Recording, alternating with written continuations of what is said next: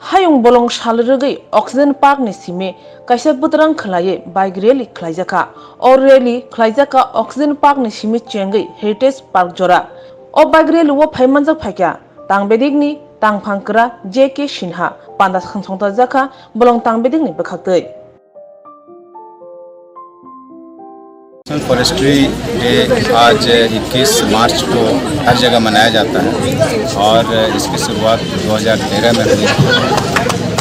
इस अवसर पर अगरतला साइक्लोहॉलिक्स सोसाइटी फाउंडेशन के द्वारा आज साइकिल रैली का आयोजन किया गया है। मुझे पूरा विश्वास है कि इंटरनेशनल फॉरेस्ट्री डे का जो इस बार थीम है फॉरेस्ट्री और हेल्थ, इस विषय पर लोगों को एक सोचने का अवसर मिलेगा कि जिस तरीके से हेल्थ ज़रूरी है उसी तरीके से फॉरेस्ट्री ज़रूरी है। दोनों में बहुत ही अंतरंग संबंध है और मुझे पूरा विश्वास है कि अगरतला के लोग अपने हेल्थ पर भी ध्यान देंगे और जो फॉरेस्ट्री है,